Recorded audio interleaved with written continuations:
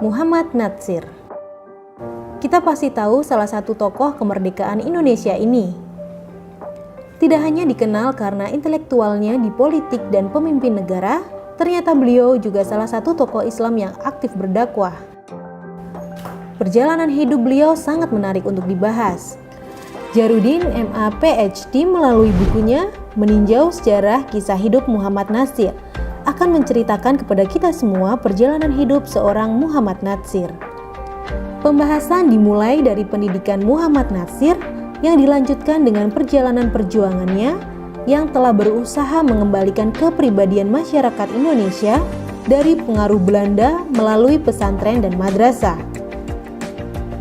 Tak lupa tentang perjuangan beliau dalam organisasi yang diikuti selama pra-kemerdekaan dan pasca kemerdekaan, khususnya kiprahnya bersama Insinyur Soekarno.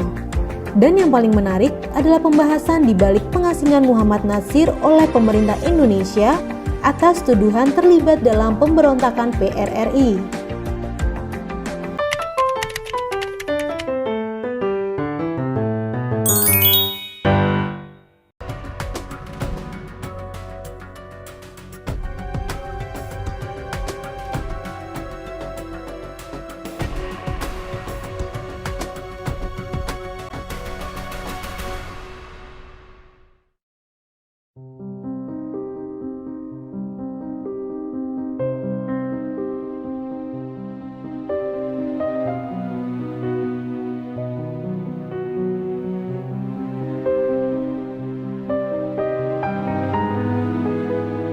Sejarah perjuangan dan perjalanan politik Indonesia melahirkan sejumlah tokoh yang memiliki reputasi, karisma, dan keteladanan yang melegenda.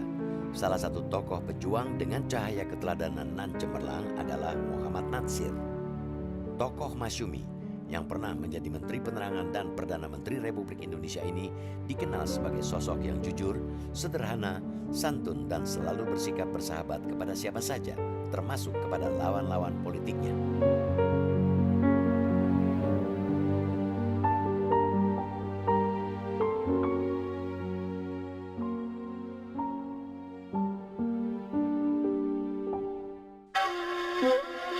Muhammad Natsir lahir dan dibesarkan di Solok, Sumatera Barat.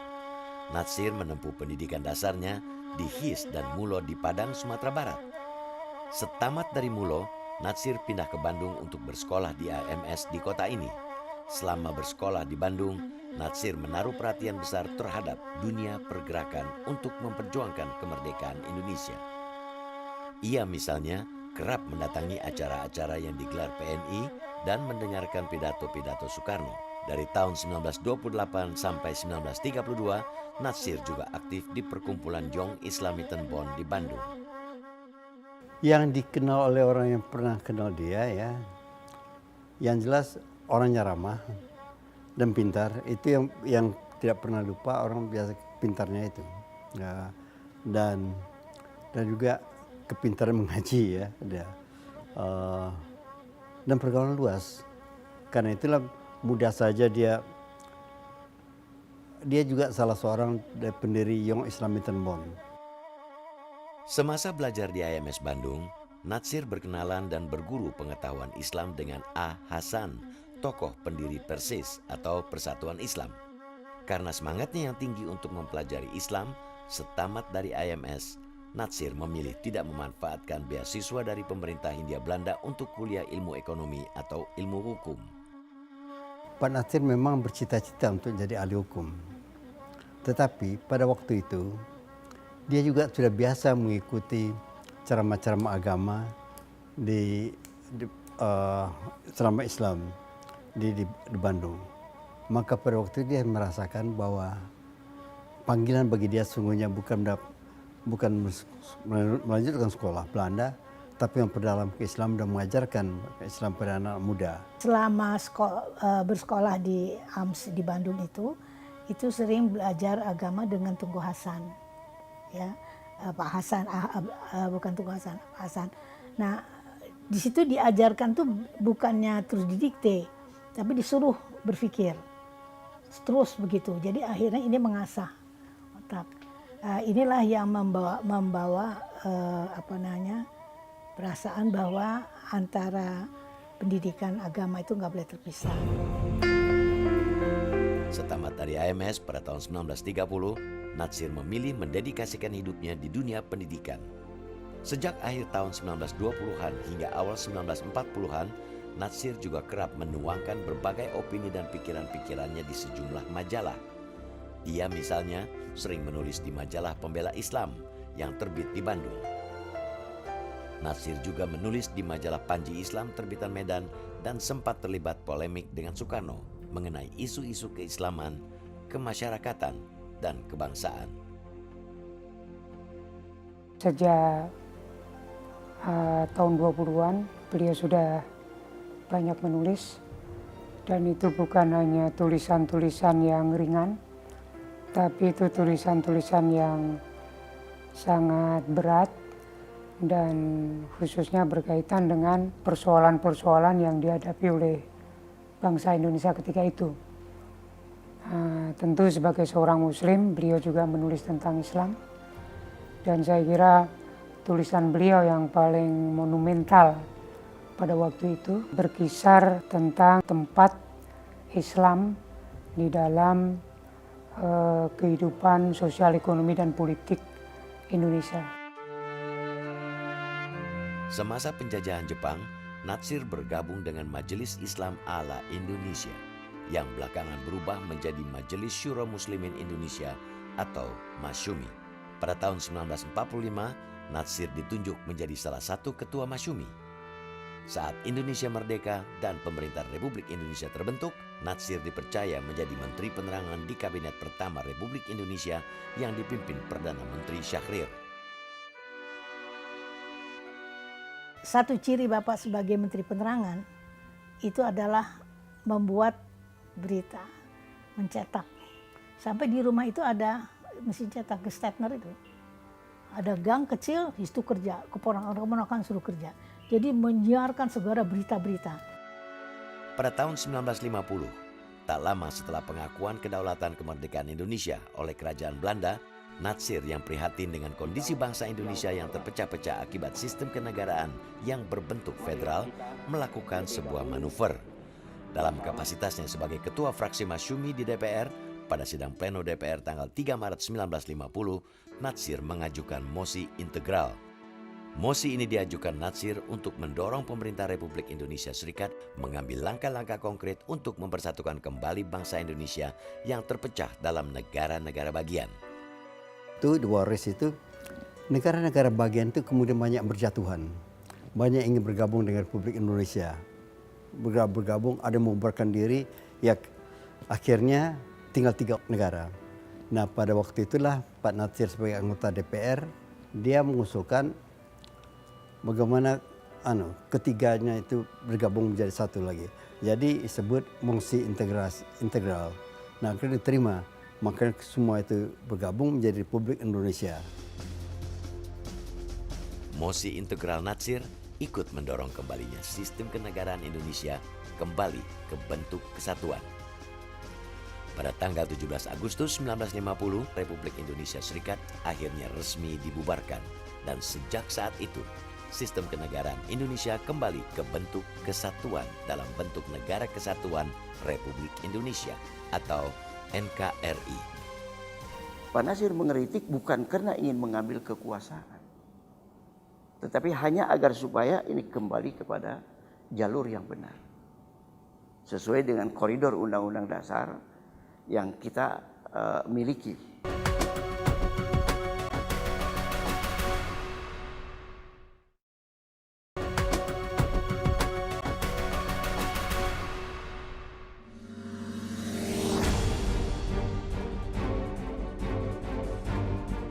Tidak lama setelah terbentuknya Negara Kesatuan Republik Indonesia atau NKRI, pada tanggal 5 September 1950, Muhammad Natsir diangkat sebagai Perdana Menteri kelima. Jabatan ini hanya beberapa bulan diemban Natsir. Pada tanggal 26 April 1951, Kabinet Natsir jatuh setelah beberapa kali diboikot para politisi dari PNI. Pemboikotan terjadi menyusul sikap Natsir yang tidak menyetujui usulan Presiden Soekarno untuk membubarkan Uni Indonesia Belanda dan tuntutan Soekarno agar Irian Barat segera dikembalikan ke wilayah Republik Indonesia sebelum tanggal 1 Januari 1951. Saya ketemu dengan Pak Natsir. Kebetulan Pak, ya, saya bertanya pada Bung Hatta, mengapa Bapak jadi formatur kabinet di tahun 60 itu? Bung Hatta enak saja mengatakan, Natsir itu anak kesayangan Soekarno. Apa betul Pak? Pak Natsir ketawa. Memang waktu revolusi kami akrab. Beberapa pidato Bung Karno itu saya yang buat draftnya. Barulah waktu dia jadi Perdana Menteri, itu bukan jadi enggang. Masalah soal Irian.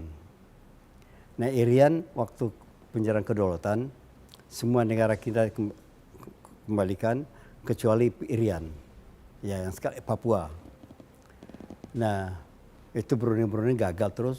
Jadi waktu melapor kepada presiden, kabinet melapor kepada presiden, Bung Karno marah-marah. Mengapa ngalah? Kalau begitu bagaimana kalau kita putuskan saja hubungan dengan Belanda? Terus Pak Natsir mengatakan, ya, Bung jangan lupa dalam konstitusi kita yang berkuasa itu bukan presiden tapi kabinet. Oh ya saya mengerti. Ya itu Bung berkelenggang. Setelah menyerahkan mandat jabatan Perdana Menteri, Natsir mencurahkan energinya di parlemen sebagai ketua fraksi Masyumi. Dalam sidang-sidang di parlemen, Natsir aktif menyuarakan pentingnya peranan Islam dalam sistem kenegaraan Indonesia. Sebetulnya perhatian Natsir itu adalah agar Islam itu ditempatkan pada posisi yang sewajarnya, yang proporsional sebagai agama mayoritas penduduk Indonesia. Natsir termasuk salah seorang yang senantiasa mengkampanyekan kehidupan yang ekonomi dan politik yang demokratis. Di luar itu juga tentang hak asasi manusia. Sebenarnya Pak Natsir tidak menolak Pancasila itu, ya. Jadi sebagai satu langkah kompromi, ya Islam itu pun dapat dirumuskan ke dalam satu falsafah negara yang tidak mesti disebut Islam secara eksplisit, karena beliau berpendapat bahwa 5 asas di dalam Pancasila itu adalah sejalan dengan nilai Islam. Kemudian Pancasila adalah persoalan tafsir. Pada tahun 1958, Natsir mengkritik keras gagasan Nasakom atau Nasionalis Agama Komunis yang diprakarsai Presiden Soekarno. Saat Presiden Soekarno mengumumkan dekrit 5 Juli 1959 dan kemudian membubarkan DPR hasil pemilu 1955, Natsir mengecam kebijakan ini dan menuduh Soekarno sebagai seorang diktator. Natsir itu komitmen keislamannya sangat kuat. Dan sebagai akibat dari itu, Natsir sangat tidak bisa menerima paham komunisme yang bagi dia saya kira dipersepsi sebagai bukan saja bertentangan dengan prinsip-prinsip demokrasi, tapi juga bertentangan dengan prinsip-prinsip Islam. Selama masa demokrasi terpimpin, Natsir yang gerah dengan praktek kekuasaan yang dijalankan Presiden Soekarno membawa keluarganya menyingkir ke Sumatera Barat. Ketika sejumlah perwira militer mengumumkan terbentuknya Pemerintahan Revolusioner Republik Indonesia atau PRRI di wilayah Sumatera, Natsir ikut menyokong pemberontakan untuk menuntut otonomi dari pemerintah pusat tersebut. Ketika PRRI itu diumumkan, saya kebetulan sudah cukup dewasa pribadi ya, tahun 50-an itu, 7, mendengar sendiri di radio bahwa tujuannya bukan untuk menegakkan negara tetap sebagai suatu pressure untuk mengkoreksi pemerintah pusat. Sebenarnya Pak Natsir itu tidak resmi bergabung dengan PRRI. Dia lagi di sana, tapi dia tidak ikut. Tapi dia dulu dia ikut lari dia.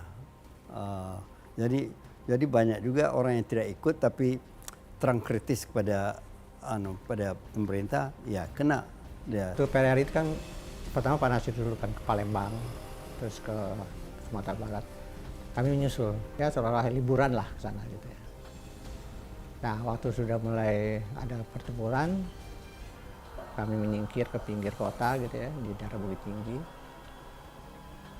Dan itu kami berpisah. Pak Nasir dengan koleha beliau PRRI, ya, kami diungsikan ke kampung beliau meninjau kan. Berpisah, jadi kami berhubungan dengan kurir aja. Ketika kekuatan militer PRRI dilumpuhkan pada bulan Agustus 1961, Natsir dan beberapa tokoh PRRI lain menyerahkan diri, menyusul keterlibatan sejumlah tokohnya dalam pemberontakan PRRI, Masyumi, dan PSI dibubarkan pemerintah. Sementara Natsir dan sejumlah tokoh Masyumi ditahan di penjara tanpa proses pengadilan. Setelah PRRI itu rencananya kan mau diamnestikan, ternyata ditahan. Pertama ditahan di Cipayung, terus dibawa ke Batu Malang. Di Batu Malang selama setahun tuh sampai bisa Bapak bikin fikut dakwah ya. Terus sudah itu dibawa ke Jakarta, masuk RTM di Budi Tomo. Tatkala pemerintahan Presiden Soekarno tumbang pada tahun 1966, Natsir dibebaskan dari penjara. Natsir yang kala itu berada di luar kekuasaan memilih aktif sebagai pendakwah, penulis, dan pendidik. Bersama sejumlah tokoh Islam, Natsir mendirikan Dewan Dakwah Islamiyah Indonesia atau DDI untuk mengaktifkan gerakan dakwah di masyarakat. Ketika pertama Orde Baru memang tidak mau dengan politik lagi, dengan partai-partai, ya tidak dikatakan, tapi itu kan nampak usaha menumbuhkan Masyumi lama dengan nama baru juga tidak boleh. Dan kemudian dia juga merasa lebih baik dia kembali kepada asalnya. Dia dulu guru agama, lebih baik dia kembali lagi, didirikanlah dan dakwah. Dan itu banyak orang Masyumi lama yang mendukung. Pak Nasir merasa ada perlu usaha yang lebih intens dalam menjelaskan prinsip ajaran Islam di dalam kehidupan masyarakat berpolitik dan bernegara. Maka beliau memilih untuk mendirikan Dewan Dakwah Islam Indonesia pada tahun 67 bulan Februari. Dewan Dakwah didirikan untuk memahamkan ajaran Islam bahwa kita juga harus banyak dalam kegiatan sosial dan kenyataan seperti pendidikan, kesehatan, dan lain-lain. Pada masa-masa awal pemerintahan Orde Baru, Natsir yang masih di penjara ikut berjasa dalam proses diplomasi pemulihan hubungan Indonesia dengan Malaysia. Ia ikut andil mengirim nota kepada Perdana Menteri Malaysia, Tunku Abdul Rahman, untuk mencairkan hubungan Indonesia dengan Malaysia. Pada waktu itu, utusan dari Indonesia, Tunku Abdul Rahman tidak mau terima. Untuk membuka kembali hubungan itu, tidak mau terima. Sampai ada orang mengatakan, wah ini kuncinya ada di Pak Nasir. Tapi Pak Nasir itu ada di penjara. Makanya ketika orang itu datang, kata Pak Nasir, apa yang bisa saya lakukan? Saya ini tahanan. Tapi Pak Saprudin pada waktu itu mengatakan, udah bikin surat. Dibikinlah surat itu untuk Tunku Abdul Rahman. Nah ketika kabar sampai ke sana bahwa ada surat dari Pak Nasir, langsung diterima dan hubungan langsung cair. Natsir juga berjasa mengontak dan melobi pemerintah Kuwait agar menanam modal di Indonesia dan membantu meyakinkan pemerintah Jepang terkait kesungguhan Orde Baru melakukan pembangunan ekonomi. Nah setelah keluar itu tahun 68, Bapak ada kesempatan ke Tokyo. Nah di Tokyo itu kan ada Fukuda, segala macam kayak Fukuda. Terus mendengar Pak Harto itu tidak diterima. Terus Bapak bilang, itu kan presiden kami. Kenapa tidak diterima? Mereka bantuan. Terbuka gitu, ya sudah. Nggak hanya begitu aja. Ketika rezim Orde Baru berangsur menjadi pemerintahan otoriter, Natsir mulai kerap mengkritik pemerintahan Soeharto. Pada tahun 1980, bersama sejumlah tokoh nasional seperti Abdul Haris Nasution, Ali Sadikin, Jenderal Hugeng, dan lain-lain, Natsir ikut menandatangani petisi 50 yang berisi berbagai kritik terhadap kebijakan dan penyelewengan kekuasaan yang dilakukan pemerintahan Presiden Soeharto. Sebagai negarawan yang dia berpikir dengan politik, Pak Nasir selalu melakukan yang pertama adalah sosial kontrol terhadap pemerintahan yang ada. kemudian melakukan social support. Jadi kalau ada kebijakan yang memang bagus untuk rakyat, itu disupport. Tapi ketika ada misalnya penyimpangan dan sebagainya, itu dikritik. Dan kritik Pak Nasir itu bukan mengeritik orangnya, tapi mengeritik pemikirannya. Pak Nasir mengeritik bukan karena ingin mengambil kekuasaan, tetapi hanya agar supaya ini kembali kepada jalur yang benar. Sesuai dengan koridor Undang-Undang Dasar yang kita miliki. Akibat keterlibatan dalam kelompok petisi 50 ini, Natsir sempat dicekal dan pergerakannya kerap diawasi dan dibatasi oleh pemerintah.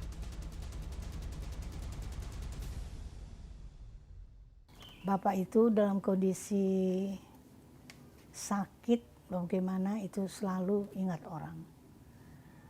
Ingat negara, ingat bangsa, ingat masyarakat.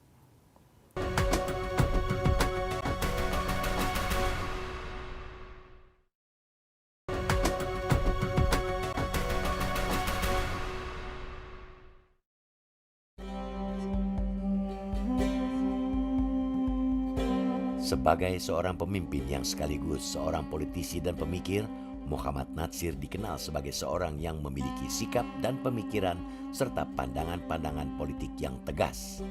Namun, meski dikenal tegas, Natsir juga dikenal luas sebagai seorang tokoh yang selalu jujur, ramah, santun, tulus, dan bersahabat. Kalau sudah bicara tentang Pak Natsir sebagai pribadi, orang tidak banyak bisa bicara apa-apa. Karena semua sudah harus mengakui kejujuran dan keikhlasannya. Bahkan Bung Karno dalam politik bisa berlawan dengan Pak Natsir, tapi dalam soal pribadi dia tetap menghargai Pak Natsir. Kisah kesederhanaan Natsir sebagai seorang pejabat publik dalam catatan sejarah misalnya terekam dalam kesaksian wartawan sekaligus Indonesianis asal Amerika Serikat George Turner Kahin. Pada tahun 1945 saat bertemu untuk mewawancarai Natsir yang menjabat Menteri Penerangan, Kahin sempat dibuat takjub karena yang dijumpainya adalah seorang pejabat yang berbusana sangat bersahaja dengan jas kumal yang di beberapa bagiannya terdapat tambalan. Dari beberapa orang yang mengenal Natsir, Kahin kemudian juga mengetahui bahwa sang menteri hanya memiliki 2 kemeja butut. Dan Bapak mau menanamkan kesederhanaan. Dia katakan cukupkan yang ada. Yang ada itu cukup. Bukan kita nggak boleh berusaha. Berapapun dapatnya kita cukupkan itu. Ya, jadi jangan terus begitu sehingga keluar dari jalurnya itu. Itu yang Bapak tahu. Cukupkan yang ada itu cukup. Itu prinsip. Saat menjadi Menteri Penerangan, Natsir yang menikah sejak tahun 1934 juga sempat tidak memiliki rumah, hingga harus tinggal menumpang di beberapa rumah sahabatnya. Natsir baru memiliki rumah pada tahun 1946 setelah pemerintah membelikannya sebuah rumah sederhana tanpa perabot di Jalan Jawa, Jakarta yang kini bernama Jalan Cokro Aminoto. Ditampung di rumah kakek ya, adik kakek gitu. Dari ibu saya di Gang Alfu di Sawah Besar. Sudah itu ke Kampung Bali. Sudah itu ke rumah Pavilion Pak Haji Agus Salim di jalan, dulu Gereja Trisha, sekarang Haji Agus Salim. Nah itu ya zaman agresi itu kita akhirnya pindah ke Jalan Jawa nomor 28 Cokro Aminoto, tapi sebelah sana. Kisah tentang kesederhanaan dan kejujuran Natsir juga ditunjukkannya saat ia mundur dari jabatannya sebagai Perdana Menteri pada tahun 1951. Saat itu, Natsir menolak menerima sisa dana taktis dengan banyak saldo yang berdasarkan ketentuan menjadi hak Perdana Menteri. Natsir juga dikisahkan pernah menolak pemberian mobil mewah Chevrolet Impala dari seorang pengusaha yang juga sahabatnya. Menurut putri Natsir, Aisyatul Asriya, ayahnya menolak pemberian itu karena merasa telah cukup memiliki mobil tua DeSoto yang ia beli sendiri untuk kepentingan mengantar jemput anak-anaknya. Yang tadi dikatakan diberi mobil itu saya juga lihat. Impala tuh merah, mobil. Bapak diam aja. Dulu kan ada Hashim Ning, ada Dasaat gitu kan, orang-orang pengusaha-pengusaha nasional.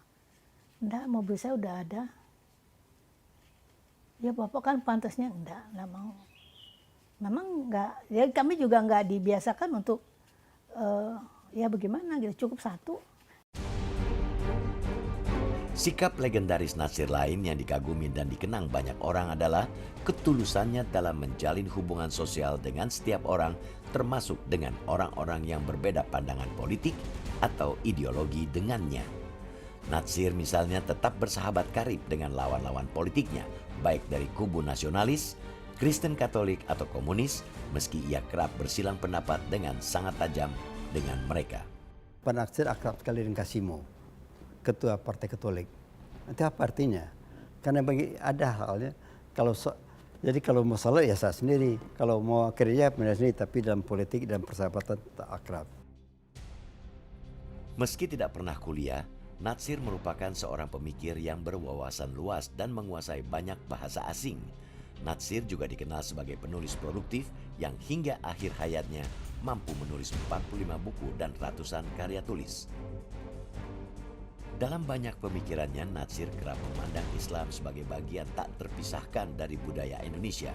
Ia kerap mengkritik perlakuan pemerintahan Soekarno dan Soeharto terhadap Islam. Yang diperjuangkan oleh Pak Natsir sejak awal adalah bagaimana agar supaya sistem pemerintahan yang ada itu bukan dengan menggunakan syariah Islam, tidak.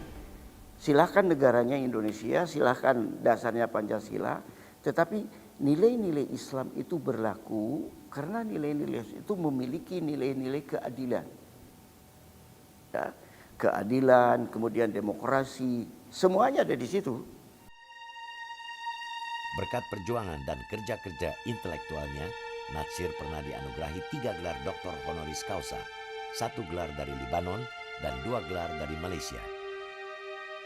Natsir juga pernah mendapat berbagai penghargaan internasional, salah satunya penghargaan prestisius King Faisal Award yang diterimanya pada tahun 1980. Seperti mendapat King Faisal ya.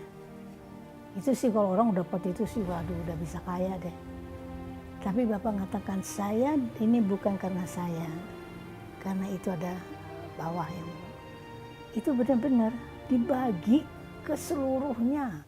Ke kami hanya ditanyakan gini, kalian punya itu enggak, punya asuransi pendidikan untuk anak-anak? Bilang saya udah bikin ya. Dikasih 500.000 cuma. Kasih 500, sudah. Ibu saya juga dapat segitu. Ternyata saya itu setelah saya tahu belakang-belakangan, itu di daerah-daerah banyak yang dapat. Jadi orang yang pro itu dari itu di kantor sampai tukang sapu dapat. Muhammad Natsir meninggal dunia pada tanggal 6 Februari 1993 dalam usia 84 tahun.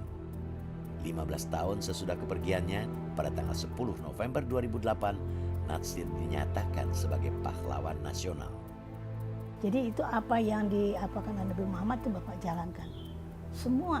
Jadi Bapak hanya memberikan tidak dengan lisan, tapi dengan perbuatan, nah itu yang kita harus tiru. Bapak itu dalam kondisi sakit, bagaimana itu selalu ingat orang. Ingat negara, ingat bangsa, ingat masyarakat. Dalam sepanjang perjalanan hidupnya yang penuh semangat, perjuangan, pengorbanan, dan pengabdian, Muhammad Natsir meninggalkan begitu banyak jejak keteladanan. Keteladanan yang akhir-akhir ini begitu kerap diabaikan banyak orang.